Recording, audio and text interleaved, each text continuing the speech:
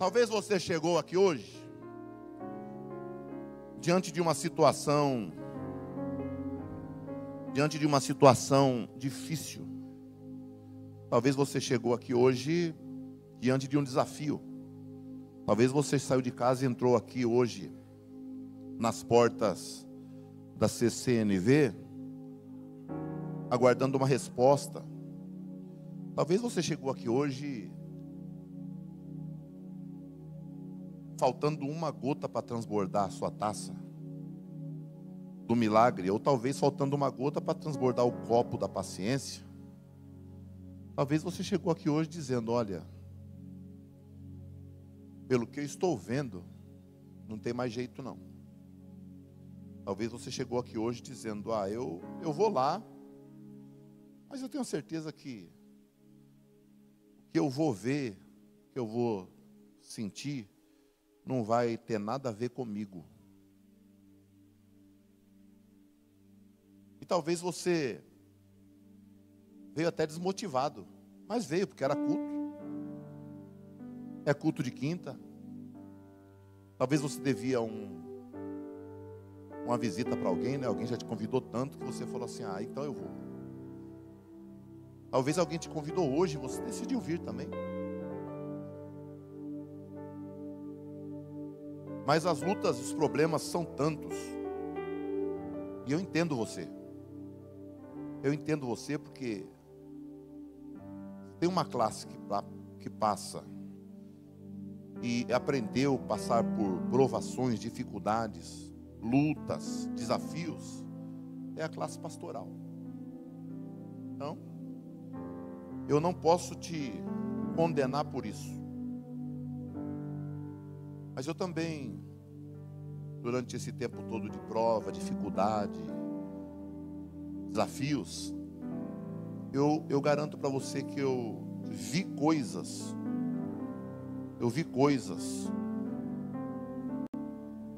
que muita gente, talvez durante sua vida toda cristã, não vai ver. A questão é, o que nós estamos vendo de fato? A questão é, o que você vê para deixar você tão para baixo, desanimado, em alguns momentos, querendo até parar, desistir, romper, abrir mão? O que você vê? É sobre isso que eu quero falar na conclusão do culto desta noite. Eu quero ler um texto com vocês que está em Ezequiel 37.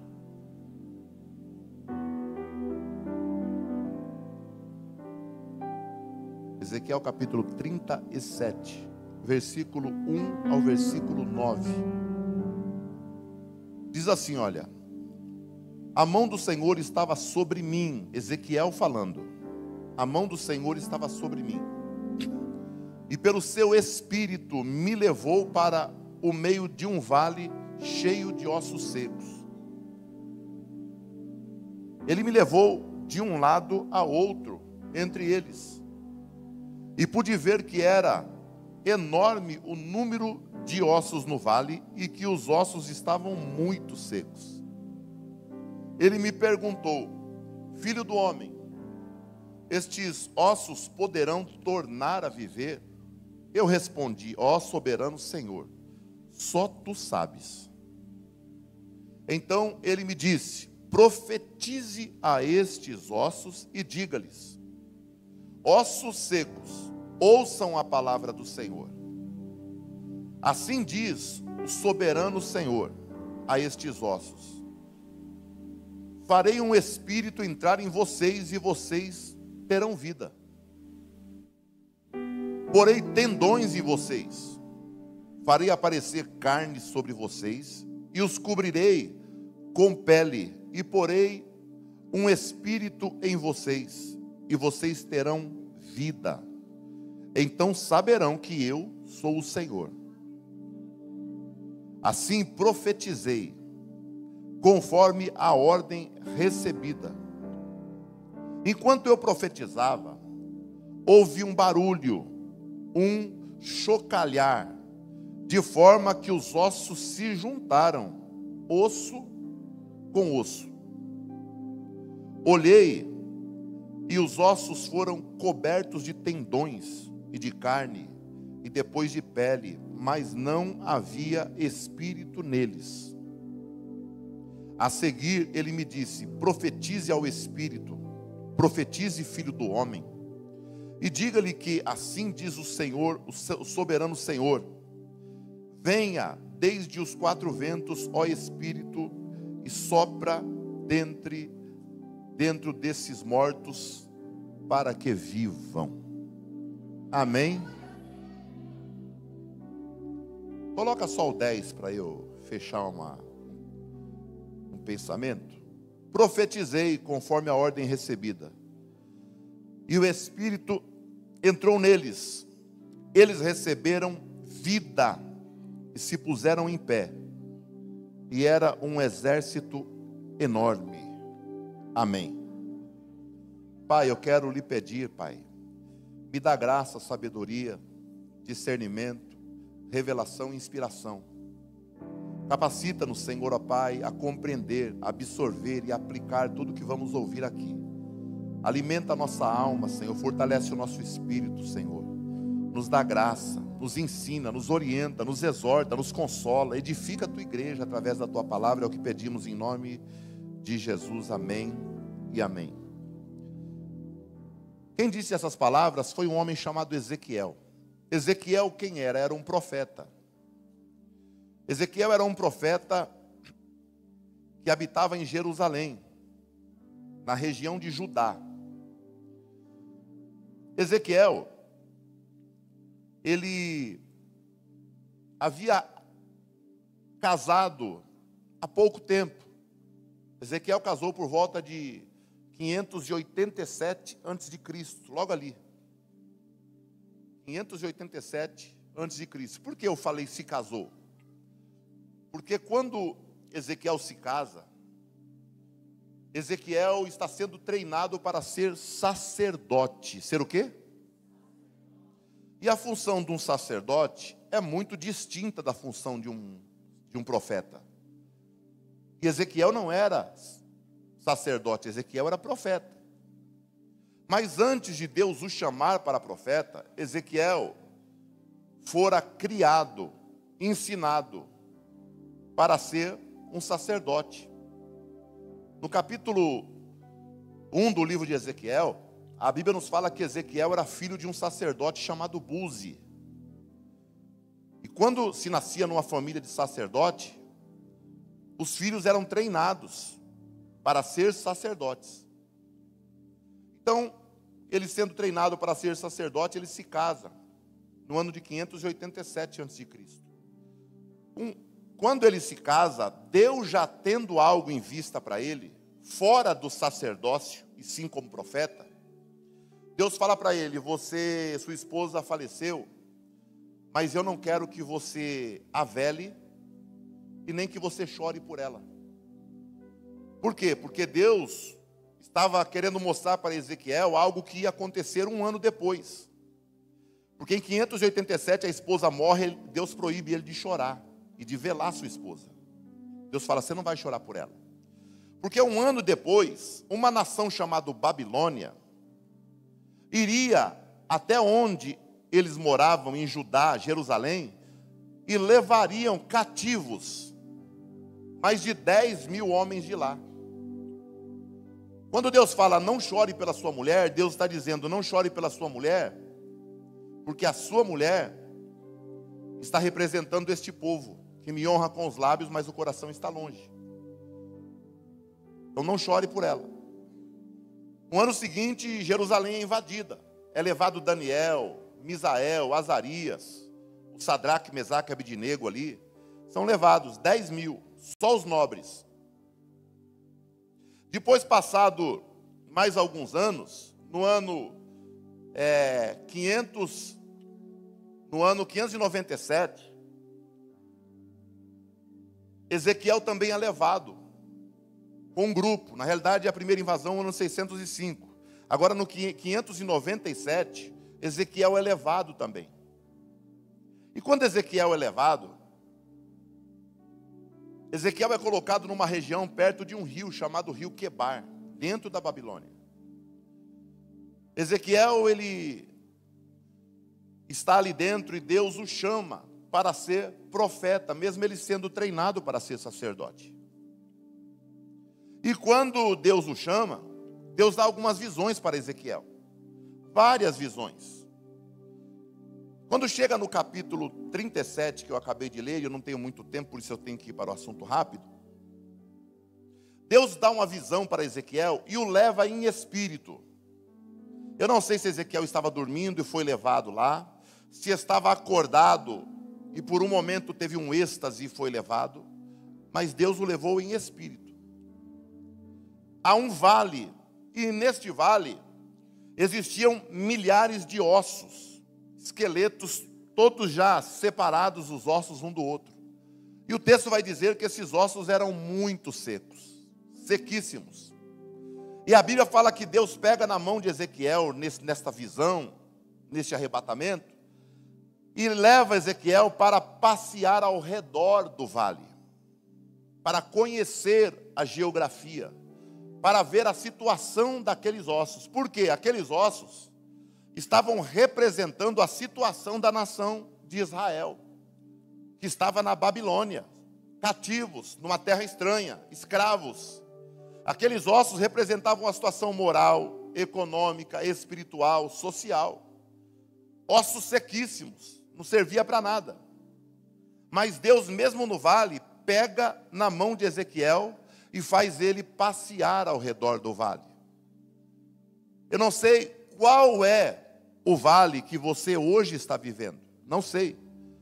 Como eu disse, talvez o que você está vendo, problema, dor, dificuldade, sabe, contenda, desemprego, separação, enfermidade, eu não sei qual é o vale. Mas uma coisa eu posso te garantir, que neste vale Deus está segurando na sua mão o tempo todo. Deus está segurando na sua mão o tempo todo, glória a Deus. E não pense você que Ele está segurando na sua mão para você não cair, não. Ele está segurando na sua mão, levando você para rodear o vale, para que você tire conclusões e tire experiências do vale que você está passando hoje, porque Deus vai te tirar do vale. Eu vou repetir, 4 pessoas entenderam, tá? Deus vai te tirar do vale. Glória a Deus. Quando Ezequiel diz que ele me fez passear no vale, o texto vai dizer que Deus faz uma pergunta a Ezequiel. Ezequiel, poderão esses ossos voltar a viver? Não eram ossos secos, eram ossos sequíssimos. Um osso sequíssimo, se você encostar, ele se desfaz, vira pó. Não tinha mais vida, não havia mais esperança. Não existia mais a mínima possibilidade de restauração. Mas quando ele pergunta, Ezequiel, esses ossos poderão voltar a viver? Ezequiel responde, tu sabes, Senhor.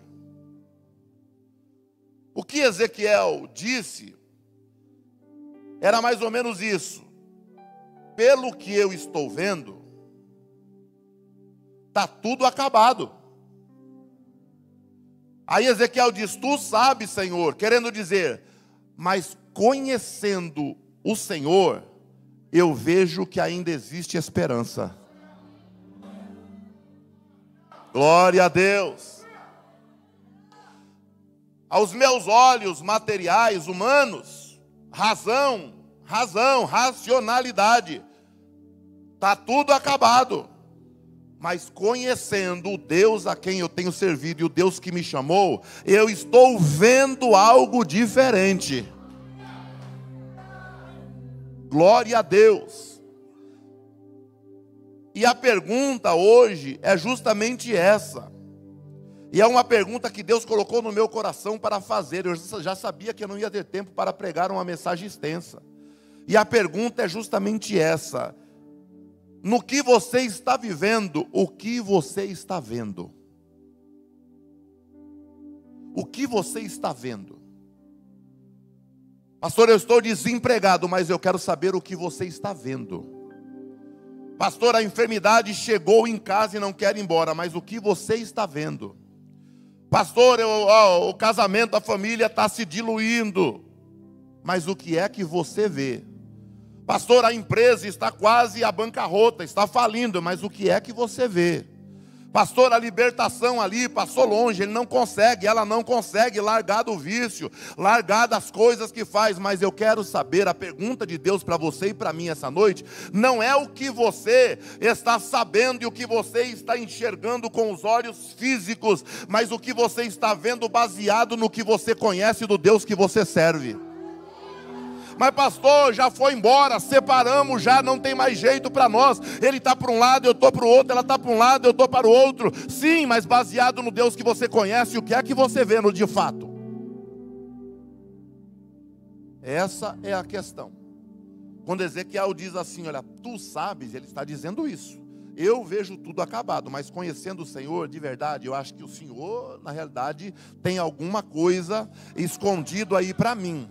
Glória a Deus, aleluia. Eu quero dizer sem medo de errar, que existem pessoas que estão aqui hoje, que vão viver algo extraordinário da parte de Deus, glória a Deus, aleluia. Mas você tem que se posicionar no vale que você está e agir como profeta, não como osso seco, parado, sequíssimo, a ponto de ser totalmente exterminado. Ou você no vale é osso, ou no vale você é profeta. Não tem outra opção, não tem. Deus você não é, então você é osso ou é profeta. Então você vai ter que escolher hoje a sua posição, ficar inerte, esperando tudo acabar para desaparecer, ou confiar no Deus que sempre te abençoou e começar a abrir a tua boca e dizer, eu confio em Deus e vou profetizar, porque eu sei que algo extraordinário está para acontecer. Oh glória, glória a Deus. Pergunta para essa pessoa que está ao seu lado, o que é que você vê? Aleluia. O que é que você vê? Essa é a pergunta. Ana, 1 Samuel capítulo 1, Ana, ela tinha um ventre seco, fechado. Deus havia cerrado o ventre de Ana para um propósito. Mas Ana não sabia que Deus havia fechado o seu ventre para um propósito. Ela só sabia que há anos ela casada com Eucana e Eucana não engravidava.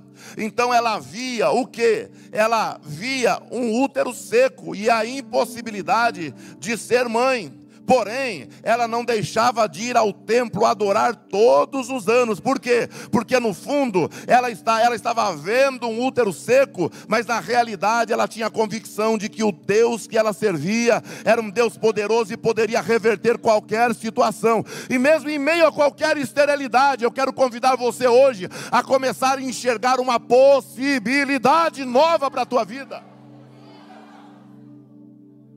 Glória a Deus. Então Ana tinha um ventre fechado, mas ela via o Samuel sendo envolto aos panos do seu braço e ela balançando ele para lá e para cá. Bendito é o nome do Senhor. Eu não sei que Samuel você está pedindo para o Senhor. Se o seu Samuel é uma cura, é um emprego, eu não sei o que é, sabe? Glória a Deus, talvez você não está vendo nada nascer na terra seca, no útero fechado, e o seu útero pode ser a situação, mas o meu Deus, aleluia, radio que é para séria. O meu Deus, o Deus que nós pregamos aqui, o Deus que nós vemos operar milagres aqui diante deste altar, aleluia, Ele manda te dizer, começa a enxergar coisas novas da minha parte, porque eu estou no circuito trabalhando em teu favor. Então seja profeta, tenha coragem, levante a tua mão e a tua voz e profetize.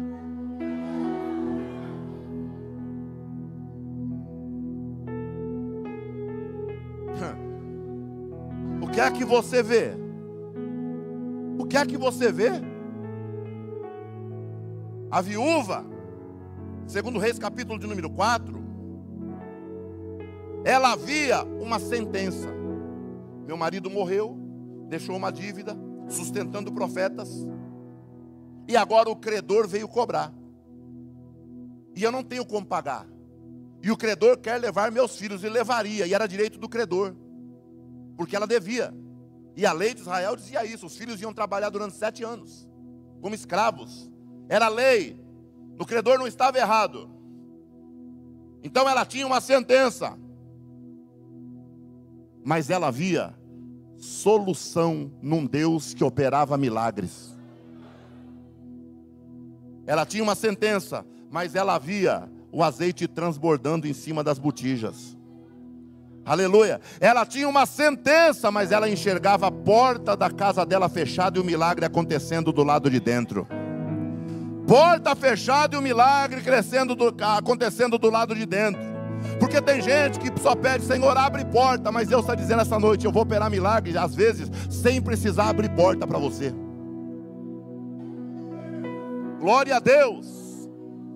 Deus não precisa abrir porta para operar milagre. Fecha a tua porta, tu e teus filhos, pega um pouquinho de azeite e começa a deitar. E ela começou a deitar o azeite, tá certo? Ela tinha um pouquinho de azeite, mas ela via aquele que multiplica azeite dentro da casa dela. Glória a Deus. Pastor, estou desempregado, fica tranquilo, Deus vai te abrir uma porta. E outra, escute só: se a porta demorar para ser aberta, não vai faltar farinha, não vai faltar feijão, não vai faltar arroz, não vai faltar dinheiro para pagar a conta de água, a conta de luz. Você não vai andar desnudo, você não vai andar descalço, você vai ter condição de se perfumar, você não vai precisar pedir emprestado, porque eu, Senhor teu Deus, sei o que você precisa e vou colocar na tua mão. Eu vou colocar na tua mão. Glória a Deus. O que é que Moisés tinha diante dele? Em Êxodo capítulo 14, o que é que Moisés tinha diante dele? O mar. Mas o que ele via? Uma estrada. Glória a Deus. Aleluia. Pastor, está tão dificuldade, tanta dificuldade, é um problema tão grande. A luta é uma barreira, se levantou diante de mim. Tá certo, mas o que é que você vê? Vai ver barreira? Vai ver problema? Vai ver dificuldade? Vai ficar ligando para os outros: ora por mim, ora por mim, ora por mim? O mar está aí. Vai existir mar diante de você todo dia. Mas quem crê no Deus da Bíblia tem que enxergar uma porta e um caminho aberto todo dia também.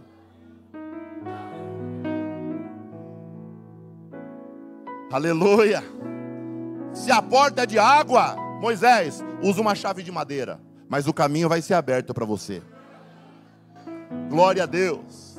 Ah, mas é difícil, não tem jeito. Deus tem seus meios, Deus tem suas maneiras, Deus sabe trabalhar, mas você precisa enxergar algo para declarar, profetizar, para que o milagre aconteça na tua vida. Você tem que ter fé, você tem que ter convicção, você tem que, esperar, buscar, insistir, persistir. Você tem que ir para cima, você não pode arregar, como se dizia quando era criança. Vai arregar? Você não pode arregar, você não pode correr, você não pode se submeter a tudo que a vida te oferece dificuldade. Não, estão apresentando para você um muro gigante. Em nome de Jesus, salta o muro, passa por cima. Se não der para passar, enxerga uma estrada, que alguma coisa vai acontecer e Deus vai te honrar. Glória a Deus. O que Abraão tinha? Uma velha do lado. Sara estava velhinha, e não era nem tão velha, falar a verdade, né? Não era não, que eu estou quase chegando lá. O que a gente fala, que a gente pensa, né? Não era velha não. Estava entrando na terceira idade, né? Que Abraão estava com 75. Ela era 10 anos, 9 anos a menos. Ela estava com 65. Não era velha não. Estava cheia de vigor ainda, né? Mas a Bíblia diz que o corpo estava amortecido. O ventre dela. E Abraão com 75 já estava capengando, velhinho. E Deus fala assim: mas de você, meu filho, eu vou fazer uma grande nação. Fazer uma grande nação. Então Abraão tinha um corpo adormecido. Aos 99 anos, já pensou o homem receber força, chegar em casa e falar: mulher, estou feliz da vida. Nunca vi você tão linda. Pronto. E o homem deu conta do recado. Sara engravidou. Porque enquanto ele tinha um corpo amortecido, ele estava vendo o seu Isaac, que significa sorriso. Glória a Deus. Aleluias. Dando continuidade à sua geração. Aleluia. Mas pastor, está tão difícil para mim. Eu não vou conseguir. Quem disse? Você só não vai conseguir se você ficar enxergando o corpo amortecido, sabe? Tudo parado, nada se move. Levanta, sacode a poeira, dá a volta por cima, vai para cima. Pelo amor de Deus. Sabe? Glória a Deus. Tem gente que parece que já nasceu doente, acorda de mal-humorado, parece um maracujá de gaveta, foi batizado num vinagre, nada tá bom, tudo tá ruim. Se chove, reclama, se tá calor, reclama, se ganha muito, reclama porque gasta muito, não tem como pagar, se ganha pouco, não compra nada porque não tem dinheiro para comprar, reclama de tudo. Pelo amor de Deus, se tudo está adormecido na tua vida, dá um up em nome de Jesus, porque Deus está te chamando nesta manhã, para você entender que no vale você não vai ser osso. Ele te chamou para ser profeta. Te chamou para ser profeta. Os discípulos no barco, quarta vigília da noite, tempestade, temporal, e o barco vai de um lado para o outro. Eles só viam garoa, água, ouviam grito.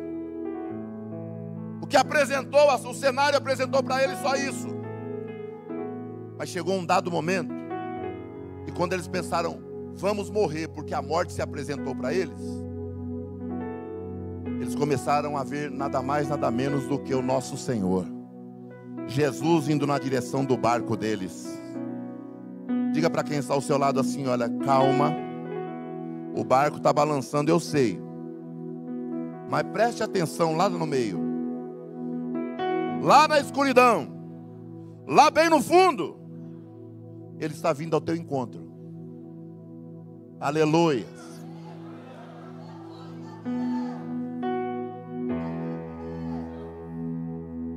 Escute, em Marcos capítulo 2, 4 homens tinham um aleijado para carregar. Mas sabe o que eles viam? Eles tinham aleijado, mas eles viam Jesus dizendo: levanta, toma a tua cama e anda. Porque o que você está vivendo de verdade não define como vai ser o seu amanhã. O seu hoje não define como vai ser o seu amanhã. O seu momento não define a tua história. Eu vou repetir: o seu momento atual não vai definir a tua história.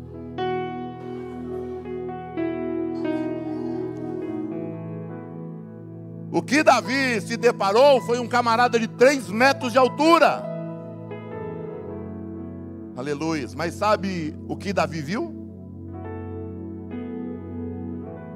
As mulheres do reinado todo dizendo: Saul matou 1000, Davi matou 10.000, Saul matou 1 milhar, milhares, Davi matou 10 milhares.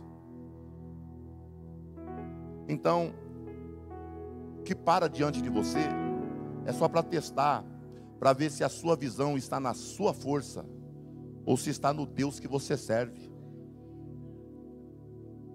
Creia, creia, porque Jesus hoje está mudando a vida de muita gente aqui.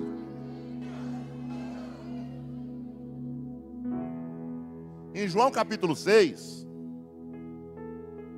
mais de 5.000 homens, sem contar mulher e criança. E olha que judeu gostava de ter filho.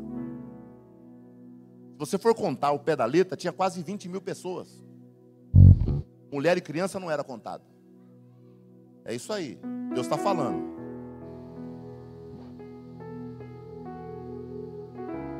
E alguém fala: Filipe, corre aqui. Sabe o que deram na mão de Filipe? 5 pão e 2 peixes. De quem é? É do menino ali.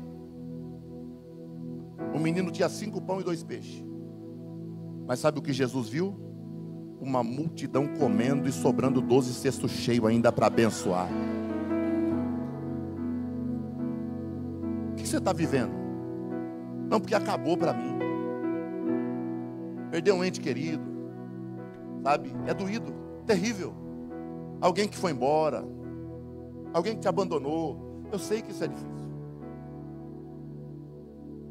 Mas Deus manda te falar que Ele ainda tem muita coisa para realizar na tua vida e através da tua vida.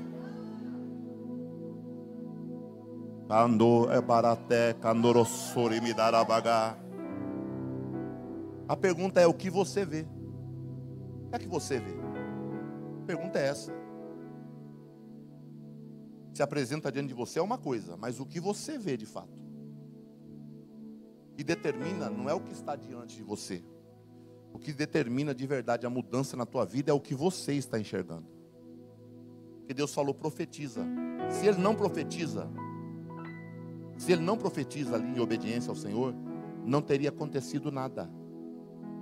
Porque Deus queria mostrar para ele. E quando ele profetizou, a Bíblia diz que começou a haver um movimento. Levante sua mão direita para o céu. Levante. Isso. Você vai falar aí, se quiser falar em voz alta, se quiser falar em espírito. Aí eu vou contar até 3 aqui e você vai declarar, sabe, o nome do seu problema. Estou falando, eu não quero ouvir não. É Deus que vai ouvir. O nome do seu problema. Pastor, eu tenho vergonha de gritar. Não grita. Tá? Eu vou contar até 3. Você vai falar o nome do seu problema. E após falar o nome do seu problema, você vai profetizar vida sobre esta situação. Porque Deus te chamou para ser profeta no vale, não osso. 1, 2, 3. Vai lá.